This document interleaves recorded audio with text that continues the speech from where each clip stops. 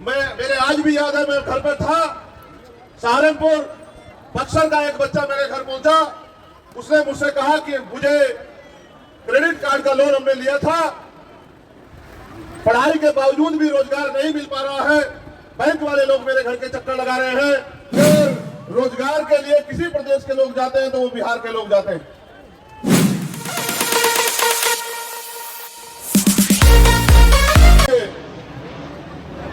हमें आज नहीं तो कल हक अधिकार की इस लड़ाई में अपने योगदान को निभाने के लिए तैयार होना।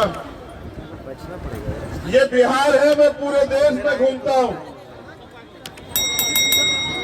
बिहार के साथ जो अन्याय हुआ है, समय समय पे बहुत सी सरकारें यहां रही, लेकिन आज भी सबसे ज्यादा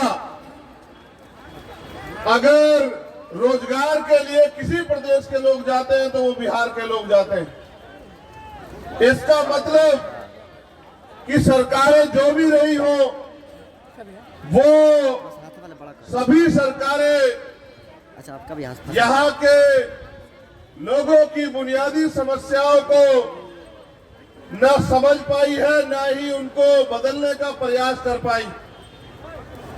हमारे भीम आर्मी आजाद समाज पार्टी के कर्मठ, ईमानदार, संघर्षशील कार्यकर्ता और नेता पिछले 24-25 दिन बिहार के गांव गली में, सड़क पे बहुजन समाज जोड़ो, भाईचारा तैयार करो, अधिकार प्राप्त करो यात्रा के जरिए आपके बीच गए। आपकी समस्या को सरकार के आगे मीडिया के जरिए, बहुजन मीडिया के जरिए, अखबार के जरिए, दीवारों पर लिख के सरकार को जगाने का काम किया। सरकार जागी तो है, लेकिन सरकार इस बात से जागी है कि इन लोगों के वोटों को कैसे लिया जाए। वो आपके बीच संवाद के कार्यक्रम लेके आना चाहती है।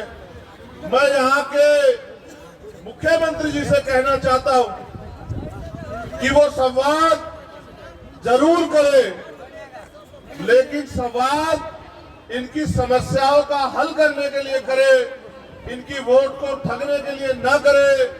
जब से देश आजाद हुआ है, वोट का अधिकार आया है, हमारे लोगों ने अपनी वोट को सभी लोगों पे भरोसा करके देने का काम किया है। उनके हिस्से में मात्र वादे, उम्मीदें, सपने ही आए हैं। कई मांगे जो बहुत महत्वपूर्ण है, जो मेरे सामने भी रखी गई, यात्रा में जिन पर चर्चा हुई, मैं बहुजन मीडिया के साथियों का भी धन्यवाद करता हूं। मुझे उम्मीद है, क्योंकि ये पटना है, यही बराबर में मुख्यमंत्री जी की पार्टी का कार्यालय है, विपक्ष के भी कार्यालय है, जो सहयोगी साथी है सरकार के उनके कार्यालय भी है, तो शायद उन तक मेरी आवाज जाएगी और हो सकता है आपकी ताकत को, आपकी वोट को, आपके संघर्ष को ध्यान में रखकर हो सकता है कि वो आपके मुद्दों को सुनने का, उनको निवारण करने का वोट के कारण ही चाहे काम करे। इसलिए उनके करीब ये सभा रखने का काम हमारे साथियों ने किया। जो प्रमुख मांगे हैं, मैं उम्मीद करूंगा कि मुख्यमंत्री जी उनका संज्ञान लेंगे, और अगर नहीं संज्ञान लेंगे तो हम पे यही रास्ता बचेगा, जो रास्ता आज हम इख्तियार नहीं कर रहे हैं, कि अगली बार हमें इन मुख्यमंत्री का घेराव भी यहाँ बड़े पैमाने पे करना पड़ेगा और इनको मजबूर करना पड़ेगा कि ये हमारी मांगों को सुने। हमारी सबसे प्रमुख मांग है 22,000 से ज्यादा मामले एससी के यहाँ लंबित है। एससी आयोग का गठन यहाँ हो जाना चाहिए था। सरकार की नजरों में ये कोई बड़ी समस्या नजर नहीं आई, इसलिए उन्होंने आयोग का गठन नहीं किया। हमारी मांग है कि वो जल्दी से जल्दी एससी आयोग का गठन करे। एससी, एसटी, ओबीसी और मुस्लिम छात्रों को जो छात्रवृत्ति मिलती है, जिनमें हमारे महापुरुष चाहे संत गाडगे जी महाराज हो, चाहे बाबा साहब अम्बेडकर हो, उन्होंने ये कहा है कि शिक्षा श्रेणी का वो दूध है जो पिएगा वो दहाड़ेगा। संत गाडगे जी महाराज ने तो यहां तक कहा कि अगर थाली ना हो तो हाथ पे रख के खाना, मगर अपने बच्चों को जरूर पढ़ाना। एक तरफ सरकारी स्कूल है जहां पढ़ाई के नाम पे मजाक हो रहा है, एक तरफ प्राइवेट स्कूल है जिनकी महंगी फीस है, फिर भी जो छात्रवृत्ति हायर एजुकेशन में या प्लस टू के बाद हमारे लोगों को मिलती थी, जैसे निचले की क्लास में मिलती थी, जिसका 60% पैसा केंद्र सरकार देती है और 40% पैसा राज्य सरकार देती है, उस छात्रवृत्ति को इनकी लापरवाही के कारण छात्रों को नहीं दिया जा रहा है। मेरे आज भी याद है, मैं घर पर था, सहारनपुर बक्सर का एक बच्चा मेरे घर पहुंचा। उसने मुझसे कहा कि मुझे क्रेडिट कार्ड का लोन हमने लिया था, पढ़ाई के बावजूद भी रोजगार नहीं मिल पा रहा है, बैंक वाले लोग मेरे घर के चक्कर लगा रहे हैं, मेरे घर की कुर्की के आदेश दे रहे हैं।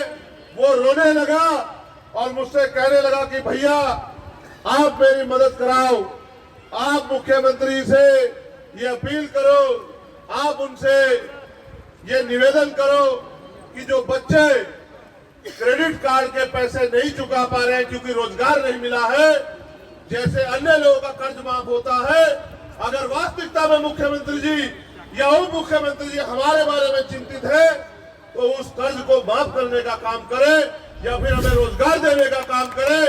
तो मैं ये कहना चाहता हूं, वास्तविकता में सरकार बहुजनों की है तो छात्रवृत्ति का पैसा अन्य मदों से लाकर उस पैसे को हमारे बच्चों के लिए देने का काम करे और क्रेडिट कार्ड का जो लोन का जो पैसा है उसको माफ करने का काम करे। पूंजीपति सरकारों के जो मित्र हैं, जो सेंटर में बैठे हैं, वो अपने लोगों का लाखों लाखों करोड़ का कर्ज माफ करते हैं, आप अपने बच्चों का कर्ज नहीं माफ कर सकते, तो फिर ये सरकार हमारी कैसे? हमारी ये भी मांग है कि बड़े पैमाने पे एससी के लोग, एसटी के लोग जो रोजगार के रूप में ताड़ी का काम करते हैं, तो ताड़ी को कृषि का दर्जा मिलना चाहिए, जिससे कि उनको रोजगार मिले और कोई आय का साधन खड़ा हो। बिना आय के साधन के वो भूखमरी बेबसी का शिकार हो रहे हैं। सरकार के नागरिक है इस प्रदेश के, सरकार को सोचना चाहिए, अगर हमें अवसर मिलेगा तो हम ताड़ी को कृषि का दर्जा दिलाने का काम करेंगे। लेकिन इस सरकार से भी मेरा अनुरोध है कि वो ताड़ी को कृषि का दर्जा दिलाने का काम करे। तालीमी मरकज, टोला सेवक को नियमित करने का काम करे, ऐसी भी हमारी मांग है। और अगर वास्तविकता में सरकार कमजोर वर्गों के प्रति सचेत है, उनका भला करना चाहती है, तो नफरत के नाम पे जो मॉब लिंचिंग होती है, जिसका बड़े पैमाने पर शिकार दलित, आदिवासी और मुस्लिम होते हैं, तो मॉब लिंचिंग के खिलाफ एक सख्त कानून बना के इन लोगों की रक्षा करने का काम सरकार करे।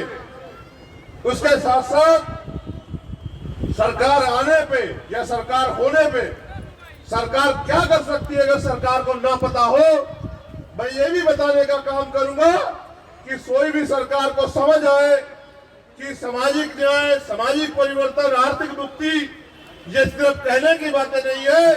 अगर सरकार आने पे भी आप अपने वर्ग के लोगों को इसका लाभ नहीं देते तो सत्ता में बैठ के गाल बजाई करने का कोई फायदा नहीं है, सत्ता की कुर्सी पर चिपकने का कोई फायदा नहीं है।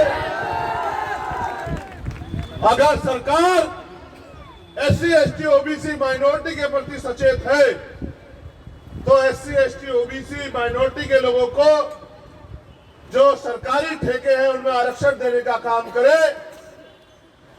ये आरक्षण